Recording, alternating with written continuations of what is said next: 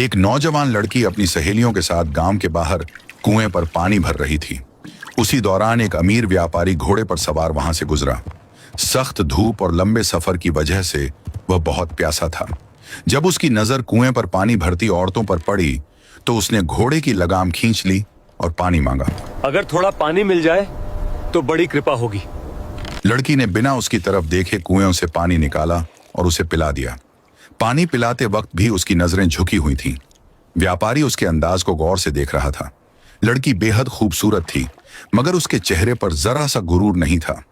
एक अजनबी मर्द के सामने उसकी शर्म, ओ हया और नरम मिजाजी ने व्यापारी के दिल पर गहरा असर डाला। वह दिल ही दिल में सोचने लगा कि अगर ऐसी समझदार और बाअखलाक लड़की उसकी जिंदगी में आ जाए तो उसका जीवन संवर जाए। जब लड़कियां पानी भरकर वापस जाने लगीं तो व्यापारी आहिस्ता आहिस्ता उनके पीछे चल पड़ा। वह इस लड़की के बारे में और जानना चाहता था। कुछ ही देर बाद लड़की एक साधारण से घर में दाखिल हो गई। व्यापारी ने भी घर के बाहर घोड़ा रोका और दरवाजे के करीब जाकर आवाज दी, कोई है घर के अंदर? चंद लम्हों बाद एक अधेड़ उम्र शख्स बाहर आया। व्यापारी ने बहाने से कहा, श्रीमान, बहुत प्यास लगी है, अगर पानी मिल जाए तो बड़ी कृपा होगी। वह शख्स उसे अंदर ले गया और अपनी बेटी को पानी लाने के लिए आवाज दी। लड़की दोबारा झुकी नजरों के साथ पानी देकर अंदर चली गई। उसके जाने के बाद व्यापारी ने पूछा, क्या ये आपकी बेटी है? उस शख्स ने हाँ में सिर हिला दिया। व्यापारी ने अगला सवाल किया, क्या इसकी शादी हो चुकी है या अभी कुंवारी है? अभी कुंवारी है। व्यापारी ने कुछ हैरानी जाहिर करते हुए कहा, अगर बुरा न माने तो एक बात पूछूं? इतनी खूबसूरत और समझदार लड़की की शादी अभी तक क्यों नहीं की? लड़की के पिता ने गहरी सांस लेते हुए कहा, मेरी बेटी न सिर्फ खूबसूरत बल्कि पढ़ी लिखी और समझदार भी है। मैं नहीं चाहता कि वो किसी गरीब घर में जाकर सारी उम्र तकलीफ उठाए, लेकिन मेरी हैसियत इतनी नहीं कि किसी बड़े परिवार में उसकी शादी कर सकूं। अगर आपको कोई आपत्ति न हो तो मैं आपकी बेटी का हाथ मांगना चाहता हूँ। मैं खुद आपके दरवाजे पर रिश्ता मांगने आया हूँ। लड़की के पिता ने उसे गौर से देखते हुए कहा, बेटा, तुम किसी ऊंचे परिवार से लगते हो। मैं न इतना दहेज दे सकता हूँ और न ही अभी तुम्हें अच्छी तरह जानता हूँ। व्यापारी ने नरमी से जवाब दिया, जब मैं खुद झोली फैलाकर आपकी बेटी मांग रहा हूँ तो दहेज की कोई बात नहीं। और जहां तक मेरे बारे में जानने की बात है, मेरा नाम विजय सिंह है और मेरा गांव सूरजगढ़। आप जब चाहें मेरे बारे में पता कर सकते हैं। विजय सिंह की बात सुनकर लड़की के पिता गहरी सोच में पड़ गए। कुछ देर खामोश रहने के बाद बोले, बेटा, इतना बड़ा फैसला मैं अकेले नहीं ले सकता। मुझे अपने परिवार और बिरादरी से सलाह करनी होगी, तभी मैं तुम्हें कोई जवाब दे पाऊंगा। विजय सिंह ने अदब से सिर झुका दिया और बोला, जैसा आपको उचित लगे श्रीमान। इतना कहकर वह वहां से रुखसत हो गया। उसके जाने के बाद लड़की के पिता ने अपनी पत्नी को सारी बात बताई और कहा, आज एक बड़े घराने का युवक आया था। हाँ, वो हमारी बेटी का रिश्ता मांग रहा है, वो भी खुद झोली फैलाकर। ये सुनकर उसकी पत्नी खुशी से बोली, अगर ऐसी बात है तो आपको ये रिश्ता स्वीकार कर लेना चाहिए। हमारी बेटी की जिंदगी संवर जाएगी। मगर लड़की के पिता अब भी परेशान थे। उन्होंने कहा, वो किसी बड़े परिवार से है, कल को कोई ऐसी बात न हो जाए कि हमें शर्मिंदा होना पड़े। हाँ। इसलिए मैं ये फैसला बिरादरी से सलाह के बाद ही लूंगा। शाम होते ही परिवार और बिरादरी के लोग जमा हुए तो उसने सबके सामने पूरी बात रख दी। सबने एक ही मशवरा दिया, जब वो खुद इज्जत से तुम्हारी बेटी को मांग रहा है तो इनकार की कोई वजह नहीं। ऐसा शख्स तुम्हारी बेटी को कभी दुख नहीं देगा।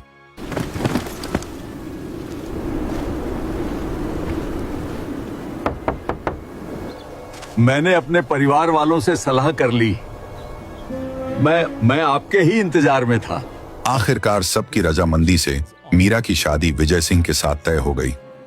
शादी के बाद विजय सिंह अपनी नई नवेली दुल्हन को लेकर रवाना हुआ। उन दिनों एक जगह से दूसरी जगह पहुंचने में कई कई दिन लग जाते थे।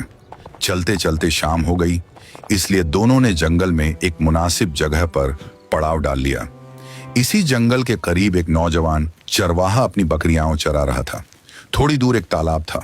वह बकरियों को पानी पिलाने के लिए वहां लाया और खुद भी झुककर उन्हीं की तरह पानी पीने लगा। कुछ फासले पर बैठे विजय सिंह और मीरा ये सब देख रहे थे।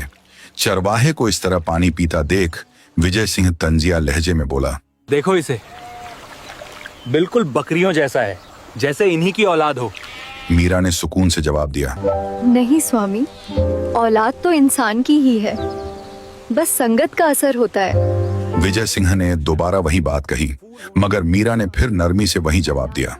3 बार ऐसा होने पर विजय सिंह गुस्से से भर उठा। गुस्से में उसका चेहरा सुर्ख हो गया। वह बोला, अभी हमारी शादी को 1 दिन भी नहीं हुआ और तुम मेरी बात काटने लगी हो। आगे जाके तुम मेरा घर कैसे संभालोगी? वह और ज्यादा गुस्से में बोला, आज से मेरा तुमसे कोई रिश्ता नहीं। जहां जाना है चली जाओ, मगर मेरे घर आने की कोशिश मत करना। अगर कभी मेरे सामने आई तो याद रखना, मेरी तलवार और तुम्हारा सिर होगा। अपने गुरूर में अंधा विजय सिंह मीरा को जंगल में अकेला छोड़कर घोड़े पर सवार हुआ और वहां से चला गया। मीरा पर जैसे गमों का पहाड़ टूट पड़ा। सब कुछ इतनी जल्दी हुआ कि वह समझ ही न सकी आखिर उसके साथ यह क्या हो गया। वह फूट फूट कर रोने लगी। उसके दर्द भरे रोने की आवाज जब करीब बकरियां चरा रहे नौजवान ने सुनी तो वह हैरानी से उसके पास आया और उसके रोने की वजह पूछने लगा। मीरा ने दिल ही दिल में सोच लिया था कि अब वह अपने पिता के घर वापस नहीं जाएगी। आखिर वह किस मुंह से अपने घर वालों और गांव वालों को यह सब बताती। चरवाहे ने दोबारा नरमी से उससे रोने की वजह पूछी। दरअसल जब वह बकरियों के साथ तालाब से पानी पी रहा था तब उसे यह मालूम ही नहीं था कि कुछ फासले पर बैठे मीरा और उसका पति उसी के बारे में बात कर रहे थे। इसीलिए जब उसने जंगल के बीच एक नई दुल्हन को इस हाल में रोते देखा तो वह हैरान रह गया। तो मीरा ने खामोशी से एक फैसला कर लिया। उसने सोच लिया कि एक दिन वह अपने गुरूर में डूबे पति को सबक जरूर सिखाएगी, अगरचे उसका रास्ता आसान नहीं था। जब इस सादा दिल चरवाहे ने तीसरी बार वजह पूछी, आखिरकार उसने आंसू पोंछते हुए कहा, आज ही मेरी शादी एक ऐसे व्यक्ति से हुई थी जो घमंड में अंधा था। वो मुझे इस सुनसान जंगल में अकेला छोड़ के चला गया। चरवाहे को पूरी बात तो समझ नहीं आई, मगर उसने और सवाल नहीं किए। वह बोला, अगर तुम्हारा अब कोई सहारा नहीं तो मेरे साथ मेरे घर चलो। आज से तुम मेरी धर्म बहन हो और मैं तुम्हारा भाई। उसकी बात सुनकर मीरा को कुछ सुकून मिला। दुखों की मारी उसके पास और कोई रास्ता भी नहीं था, इसलिए वह उसके साथ चल दी। चरवाहे का नाम अर्जुन था। इस दुनिया में उसकी एक बूढ़ी माँ के सिवा कोई नहीं था। जब अर्जुन दुल्हन के लिबास में मलबूस मीरा को अपने घर लेकर पहुंचा तो उसकी माँ हैरान रह गई। वह कुछ कहती उससे पहले ही अर्जुन ने जंगल की सारी बात उसे बता दी और बोला, माँ, आज से ये भी हमारे साथ रहेगी। बूढ़ी औरत पहले तो परेशान हुई। वह सोचने लगी कि न जाने यह कौन है और कैसी होगी। तब मीरा अदब से बोली, माँ जी, मैं समझ सकती हूँ कि एक अनजान औरत को घर में जगह देना आसान नहीं, मगर विश्वास कीजिए मैं आपको कभी शर्मिंदा नहीं करूँगी। आखिरकार बुढ़िया ने अपने बेटे और मीरा की बात मान ली। मीरा बहुत समझदार और तालीम याफ्ता लड़की थी। अगरचे बुढ़िया ने उसे मजबूरी में घर में रहने दिया था, मगर मीरा दिल से उसे अपनी माँ और अर्जुन को अपना भाई मान चुकी थी। सबसे पहले उसने अर्जुन को ढंग से बात करना, लोगों से पेश आना और दुनियादारी सिखाना शुरू की। आहिस्ता आहिस्ता अर्जुन के रहन सहन, बात करने के अंदाज और समझ में बहुत बदलाव आने लगा। जब मीरा को यकीन हो गया कि अर्जुन अब पहले जैसा सादा चरवाहा नहीं रहा तो उसने एक दिन कहा, भाई, अब अपनी सारी बकरियां बेच दो। इतने वक्त में बुढ़िया को भी मीरा पर पूरा भरोसा हो चुका था, जबकि अर्जुन तो शुरू से ही उसकी हर बात मानता था। उसने बिना सवाल किए अपनी बकरियां बेच दी। बकरियां बेचने के बाद जो रकम मिली उससे मीरा ने एक अच्छा सा घर बनवाया और एक उम्दा नस्ल का घोड़ा खरीदा। फिर उसने अर्जुन से कहा, अब तुम घुड़सवारी सीखो। अर्जुन ने वैसा ही किया और 2-3 महीनों में वह अच्छा घुड़सवार बन गया। कुछ वक्त गुजरने के बाद मीरा ने अपने धर्म भाई अर्जुन से कहा, भाई, अब तुम राजा के दरबार में जाना शुरू करो। वहाँ जो भी बातें हों, राजा को जो भी समस्या आए, सब ध्यान से सुनना और वापस आकर मुझे बताना। अर्जुन ने वैसा ही करना शुरू कर दिया। अब वह रोज दरबार जाने लगा और वहां होने वाली हर बात आकर अपनी बहन को ज्यों की त्यों सुना देता। एक दिन दरबार में राजा ने ऐलान किया, कल घोड़ों की दौड़ होगी, सब अपने अपने घोड़े तैयार रखें। जिसका घोड़ा जीतेगा उसे बड़ा इनाम दिया जाएगा। अर्जुन ने घर वापस आकर यह खबर मीरा को सुनाई। यह सुनते ही मीरा के चेहरे पर सुकून भरे तासुरात उभर आए। कुछ सोचने के बाद वह बोली, ये तो बहुत अच्छी बात है भाई, तुम भी अपने घोड़े को तैयार करो। अगले दिन रवाना होने से पहले उसने घोड़े की जीन के साथ खाना और पानी बांध दिया। फिर अर्जुन से बोली, भाई, अगर रास्ते में भूख या प्यास लगे तो ये सब तुम्हारे काम आएगा। और एक बात अच्छी तरह याद रखना, तुम्हारा घोड़ा बहुत उम्दा नस्ल का है, तुम आसानी से सबसे आगे निकल सकते हो, लेकिन तुम्हें ये दौड़ जीतने की कोशिश नहीं करनी। बस राजा के घोड़े के पीछे पीछे रहना, उससे आगे मत निकलना। वक्त पर दौड़ शुरू हुई। राजा समेत तमाम घुड़सवार अपने घोड़े दौड़ाने लगे। शुरू में कई घोड़े अर्जुन से आगे थे, मगर आहिस्ता आहिस्ता वह सबको पीछे छोड़ता चला गया और आखिरकार राजा के घोड़े के करीब पहुंच गया। लेकिन उसने अपनी बहन की बात याद रखते हुए अपना घोड़ा राजा से आगे नहीं निकाला। चलते चलते बाकी सब घुड़सवार बहुत पीछे रह गए। राजा अपने जोश और गुरूर में इतना आगे निकल आया कि उसे अंदाजा ही न रहा कि वह कितनी दूर आ चुका है। घंटों की दौड़ और सख्त गर्मी के बाद राजा बुरी तरह थक चुका था। आखिरकार उसने एक दरख्त के नीचे घोड़ा रोक दिया। अर्जुन ने भी अपने घोड़े की लगाम खींच ली। राजा घोड़े से उतरकर दरख्त के साए में बैठ गया। वह बुरी तरह हाँफ रहा था और प्यास से उसकी हालत खराब हो चुकी थी। जब अर्जुन उसके करीब पहुंचा तो वह बार बार सिर्फ एक ही लफ्ज कह रहा था, पानी, पानी। अर्जुन को फौरन अपनी बहन की दी हुई सुराही याद आई। उसने जल्दी से घोड़े की जीन से पानी निकाला और राजा को पिलाया। पानी पीते ही जैसे राजा की जान में जान आ गई। वह बार बार अर्जुन का शुक्रिया अदा करने लगा। कुछ देर बाद राजा फिर बोला, अब भूख से मेरी हालत खराब हो रही है, क्या तुम्हारे पास कुछ खाने को भी है? जी महाराज, जरूर है। वह दोबारा घोड़े के पास गया और जीन से बंधा हुआ खाना उतार लाया।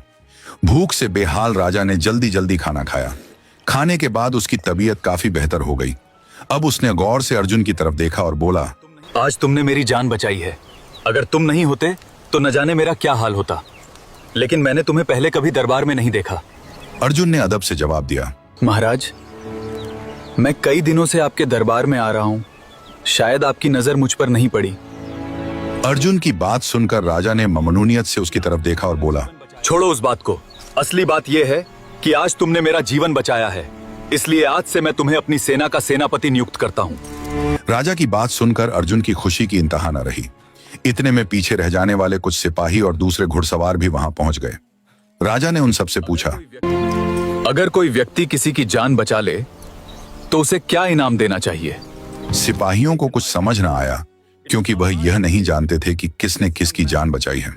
तब राजा ने पूरी बात उन्हें बताई और अर्जुन की तरफ इशारा करते हुए कहा, आज तुम्हारा राजा इसी युवक की बदौलत जिंदा है, इसलिए मैंने इसे अपनी सेना का सेनापति नियुक्त किया है। यह सुनकर वहां मौजूद कई सिपाहियों और घुड़सवारों के चेहरों पर नागवारी के आसार नुमायान हो गए। वह दिल ही दिल में सोचने लगे कि एक मामूली चरवाहा उनका सेनापति कैसे बन सकता है, मगर किसी में भी राजा के सामने कुछ कहने की हिम्मत न थी। इसके बाद राजा अपने सिपाहियों के साथ महल वापस लौट आया, जबकि अर्जुन अपने घर पहुंचा और उसने सारी बात मीरा को सुना दी। यह सुनकर मीरा के चेहरे पर भी सुकून के आसार उभर आए। फिर कुछ सोचकर वह बोली, भाई, अभी घोड़े को वैसे ही खड़ा रहने दो, उसकी जीन भी मत उतारो और अभी उसे चारा भी मत देना। उधर महल पहुंचकर राजा ने रानी के सामने भी वही बात दोहराई। अगर कोई अनजान व्यक्ति किसी की जान बचा ले तो उसे क्या इनाम देना चाहिए? असल में राजा का दिल अभी भी अर्जुन के एहसान से भरा हुआ था। सेनापति बनाने के बावजूद उसे लग रहा था कि यह काफी नहीं। रानी ने हैरानी से कहा, आखिर कौन व्यक्ति किसकी जान बचाई? आप साफ साफ बात क्यों नहीं करते? तब राजा ने जंगल में पेश आने वाला पूरा वाकया उसे सुना दिया। सारी बात सुनने के बाद रानी बोली, महाराज, अगर ऐसा है तो आपको अपनी बेटी की शादी उसी युवक से कर देनी चाहिए। वैसे भी वो अब शादी के योग्य हो चुकी है और आपकी बातों से वो युवक बहादुर, समझदार और अच्छे चरित्र वाला लगता है। राजा पहले ही दिल में यही सोच रहा था, मगर कहने में हिचकिचा रहा था। रानी की बात सुनकर वह फौरन राजी हो गया। उसने उसी वक्त सिपाहियों को हुक्म दिया, उस युवक को ढूंढकर तुरंत मेरे सामने पेश किया जाए। हुक्म मिलते ही सिपाही उसे तलाश करने निकल पड़े। चूंकि राजा ने न उसका पूरा नाम बताया था और न गांव, इसलिए वह ढूंढते ढूंढते आखिरकार अर्जुन के घर तक पहुंच गए। घर के बाहर उन्हें वही घोड़ा बंधा दिखाई दिया। सिपाही फौरन घोड़े से उतरकर अंदर गए। मीरा आंगन में बैठी थी। उन्होंने उससे घोड़े के मालिक के बारे में पूछा। मीरा ने कुछ सोचते हुए जवाब दिया, वो अभी तक घर वापस नहीं आया, सिर्फ घोड़ा ही वापस आया है। असल में मीरा के दिल में यह खौफ था कि कहीं राज सिपाही हसद में आकर अर्जुन के साथ कोई बुरा सलूक न करें। सिपाही मायूस होकर वापस महल लौट गए और राजा से बोले, महाराज, हमें घोड़ा तो मिल गया, मगर उसका सवार अभी तक वापस नहीं आया। राजा फौरन समझ गया कि जरूर सिपाहियों के दिल में खोट है और वह पूरी सच्चाई नहीं बता रहे।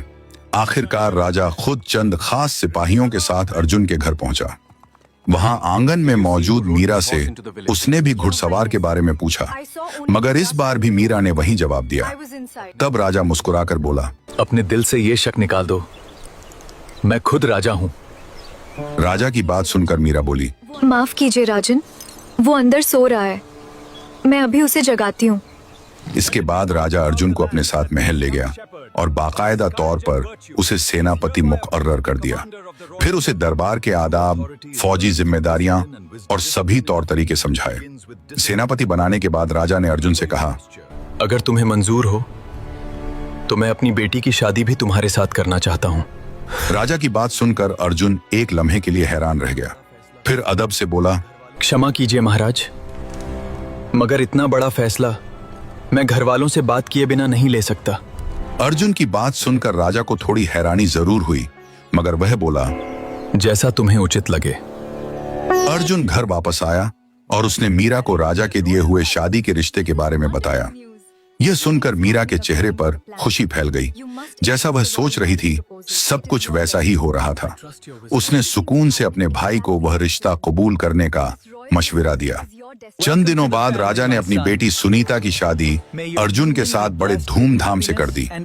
अर्जुन की सादगी, बहादुरी और साफ दिल होने की वजह से राजकुमारी भी इस शादी से खुश थी।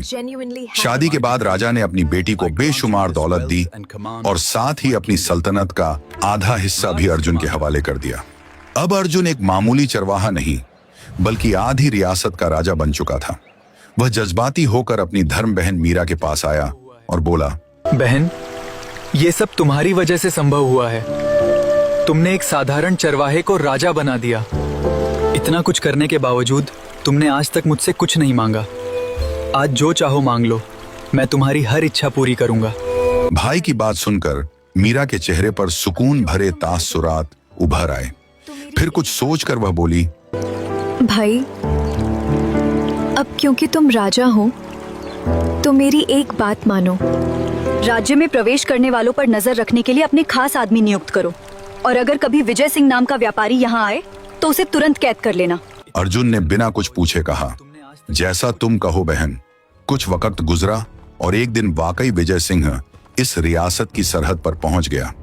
जैसे ही उसने अपना नाम बताया, राजा के हुक्म के मुताबिक सिपाहियों ने उसे फौरन गिरफ्तार करके कैद खाने में डाल दिया। सिपाहियों ने सिर्फ इतना कहा, यह राजा का हुक्म है, हम सिर्फ हुक्म की तामील कर रहे हैं। विजय सिंह हैरान था कि आखिर उसका कसूर क्या है। उसे कैद करने के बाद सिपाहियों ने अर्जुन को सारी खबर दी। अर्जुन ने फौरन मीरा को इत्तला दी। विजय सिंह के गिरफ्तार होने की खबर सुनकर मीरा के चेहरे पर गहरा सुकून छा गया। वह बरसों से इसी लम्हे का इंतजार कर रही थी। अपनी बहन के चेहरे पर वह सुकून देखकर अर्जुन ने पूछा, बहन, अब तो बताओ, आखिर वो व्यक्ति कौन है जिसे हमने कैद किया है? मीरा ने गहरी सांस ली और बोली, भाई, तुम्हें वह मनहूस शाम याद है जब मेरे पति ने शादी के पहले ही दिन मुझे जंगल में अकेला छोड़ दिया था? अर्जुन ने फौरन कहा, हाँ बहन, मुझे सब याद है। मीरा ने आहिस्ता मगर सख्त लहजे में कहा, हमारी कैद में बंद वही शख्स मेरा गुरूर में डूबा पति विजय सिंह है। यह सुनकर अर्जुन हैरान रह गया। मीरा आगे बोली, मैं वर्षों से उसी दिन का इंतजार कर रही थी जब तुम इस योग्य बन जाओ कि मैं उसे उसके घमंड का सबक सिखा सकूं। और आखिरकार वह वक्त आ ही गया। मीरा की बात सुनकर अर्जुन को बहुत हैरानी हुई, मगर उसने और कोई सवाल नहीं किया। मीरा ने भी आज तक उसे अपने और विजय सिंह के दरमियान होने वाले झगड़े की पूरी हकीकत नहीं बताई थी। 3-4 दिन गुजरने के बाद मीरा ने कहा, भाई, आज मेरे साथ कैद खाने चलो, मैं उससे मिलना चाहती हूँ। जाने से पहले मीरा ने वही लिबास पहन लिया जो उसने अपनी शादी और जुदाई वाले दिन पहना था। दोनों भाई बहन कैद खाने की तरफ रवाना हो गए। दूसरी तरफ विजय सिंह 4 दिनों से जेल में बंद था। अंधेरे कमरे के एक कोने में बेड़ियों से जकड़ा, मैले कपड़ों और बिखरे बालों के साथ वह टूट चुका था। वह बार बार यही सोच रहा था कि आखिर उसने ऐसा कौन सा गुनाह किया है जिसकी वजह से राजा ने उसे कैद कर रखा है। वह इन्हीं ख्यालों में गुम था कि अचानक कैद खाने का दरवाजा खुला और मीरा अपने भाई अर्जुन के साथ अंदर दाखिल हुई। मीरा के इशारे पर अर्जुन ने सिपाहियों को हुक्म दिया कि कैदी की बेड़ियां खोल दी जाएं। जैसे ही बेड़ियां खुली और विजय सिंह ने सामने देखा तो शाही लिबास में खड़े राजा और उसके साथ खड़ी मीरा को देखकर वह चौंक उठा। अर्जुन को तो वह पहचान न सका, मगर मीरा को पहचानने में उसे एक लम्हा भी न लगा। उसे अपनी आंखों पर यकीन नहीं आ रहा था। उसने कभी ख्वाब में भी नहीं सोचा था कि एक दिन वह इस हाल में मीरा के सामने खड़ा होगा। मीरा खामोशी से उसके चेहरे के बदलते तासुरात देखती रही। आखिरकार विजय सिंह ने शर्मिंदगी और हैरानी से भरी आवाज में कहा, तुम यहाँ? कुछ लम्हे खामोश रहने के बाद मीरा बोली, तो तुमने मुझे पहचान लिया। फिर यकीनन तुम्हें जंगल की वो शाम भी याद होगी। ये सुनते ही विजय सिंह के चेहरे का रंग उड़ गया। एक लम्हे में उसे अपना सारा किया धरा याद आ गया। अगले ही लम्हे वह घुटनों के बल गिर पड़ा और रोते हुए बोला, मुझे माफ कर दो, मैं घमंड में अंधा हो गया था। एक दिन भी ऐसा नहीं गुजरा जब मुझे अपने किए पर पछतावा न हुआ हो। मैंने तुम्हें बहुत ढूंढा ताकि अपनी गलती सुधार सकूं, मगर कभी सफल नहीं हो सका। अब जो सजा दोगी मुझे स्वीकार है। विजय सिंह को इस हाल में देखकर भी मीरा के चेहरे पर सख्त सुकून था। वह बोली, मैं तुम्हें सजा देने नहीं आई, बल्कि तुम्हें आईना दिखाने आई हूँ। याद है तुमने उस दिन क्या कहा था? तुमने उस चरवाहे को बकरियों की औलाद कहा था कि वो कभी नहीं बदल सकता। देखो, आज वही चरवाहा इस राज्य का राजा है और तुम उसके कैदी हो। ये सुनकर विजय सिंह सन्न रह गया। उसकी आंखें हैरत से फैल गईं। वह बार बार अर्जुन की तरफ देखने लगा, जैसे उसे पहचानने की कोशिश कर रहा हो। अर्जुन खामोश खड़ा सब सुन रहा था। अब उसे पूरी तरह समझ आ चुका था कि उस दिन इस गुरूर में डूबे शख्स ने उसकी बहन को क्यों छोड़ दिया था। मीरा दोबारा बोली, तुम अमीर थे, बड़े परिवार से थे, इसलिए तुम्हें लगा कि एक गरीब इंसान तुमसे कमतर है। दूसरी तरफ यही चरवाहा था जिसने एक अनजान औरत को अपने घर में जगह दी, माँ का प्यार दिया और बहन का सम्मान भी। और तुमने क्या किया? शादी के पहले ही दिन मुझे जंगल में अकेला छोड़ दिया। अब तुम ही बताओ, इंसान कौन निकला और हैवान कौन? मीरा की बात सुनकर विजय सिंह शर्मिंदगी से सिर झुकाकर खड़ा रह गया। उसकी आंखों से पछतावे के आंसू बहने लगे। हिम्मत करके वह इतना ही कह सका, तुम बिल्कुल सही थी। गुरूर ने वाकई मेरी अक्ल छीन ली थी। कुछ देर तक वहां खामोशी छाई रही। मीरा के दिल को अब वह सुकून मिल चुका था जिसके लिए वह बरसों से इंतजार कर रही थी। वह अपने गुरूर में डूबे पति को सबक सिखा चुकी थी। आखिरकार विजय सिंह आगे बढ़ा, अर्जुन के सामने हाथ जोड़कर बोला, मुझे माफ कर दो, मैंने तुम्हें बुरा भला कहा था। अर्जुन ने नरमी से उसके कंधे पर हाथ रखा और कहा, कोई बात नहीं, हमारे यहाँ एक कहावत है, अगर सुबह का भूला शाम को घर लौट आए तो उसे भूला नहीं कहते। इतने में मीरा दोबारा आगे बढ़ी। मीरा फिर आगे बढ़ी और विजय सिंह से बोली, अगर तुम्हारी उस तलवार को जंग लग गया हो जिससे तुम मेरी गर्दन काटने वाले थे, तो मैं आज भी तुम्हारे साथ अपनी जिंदगी बिताने को तैयार हूँ। यह सुनते ही विजय सिंह की आंखें भर आईं। पहले वह शर्मिंदगी से टूटा, फिर मीरा के दोबारा साथ चलने के फैसले से जज्बाती हो गया। भारी आवाज में बोला, हाँ, कुछ समय के लिए मेरा घमंड मेरी अकल पर हावी हो गया था, मगर यकीन करो, ऐसा एक दिन भी नहीं गुजरा जब मैंने अपने किए पर पछतावा न किया हो। मैंने तुम्हें हर जगह तलाश किया। घर वालों ने मुझ पर दूसरी शादी का भी बहुत दबाव डाला, मगर मैंने कभी किसी और के बारे में सोचा तक नहीं। मेरी पहली और आखिरी चाहत सिर्फ तुम हो। मैं नहीं जानता कि तुमने मुझ जैसे व्यक्ति को दोबारा मौका देकर मुझ पर कितना बड़ा एहसान किया है। प्रिय, जिस दिन मैंने तुम्हें पहली बार कुएं पर देखा था, उसी दिन से सिर्फ तुम्हें ही चाहा है। इसीलिए मैंने तुम्हारे पिता से सिर्फ तुम्हारा हाथ मांगा था। विजय सिंह की बातें सुनकर मीरा की आंखें भी नम हो गईं, जबकि पास खड़े अर्जुन की आंखों में भी नमी उतर आई। विजय सिंह आगे बढ़ा, उसने मीरा का हाथ थाम लिया और उसकी आंखों में देखते हुए बोला, मैं वादा करता हूँ, जब तक जिंदा हूँ तुम्हारी जिंदगी में कभी कोई दुख नहीं आने दूंगा। इतना कहकर उसने मीरा को गले लगा लिया। अर्जुन ने भी खुशी खुशी अपनी बहन को रुखसत किया। इस तरह मीरा ने न सिर्फ अपने पति के गुरूर को तोड़ा, बल्कि एक मामूली चरवाहे की जिंदगी भी बदल दी। इस पूरी कहानी ने यह साबित कर दिया कि किसी भी इंसान को उसके कपड़ों, दौलत या पेशे से नहीं परखना चाहिए। इंसान की असली पहचान उसके अखलाक, उसके बर्ताव और मुश्किल वक्त में उसकी इंसानियत से होती है। विजय सिंह के पास दौलत और रुतबा सब कुछ था, मगर इंसानियत नहीं थी। जबकि अर्जुन के पास कुछ नहीं था, मगर उसका दिल बहुत बड़ा था। और मीरा ने यह साबित कर दिया कि एक औरत सिर्फ दुख सहने के लिए नहीं होती, बल्कि अगर वक्त आए तो वह अपने दर्द को ताकत बनाकर उन लोगों को भी सबक सिखा सकती है जो उसे कमजोर समझते हैं।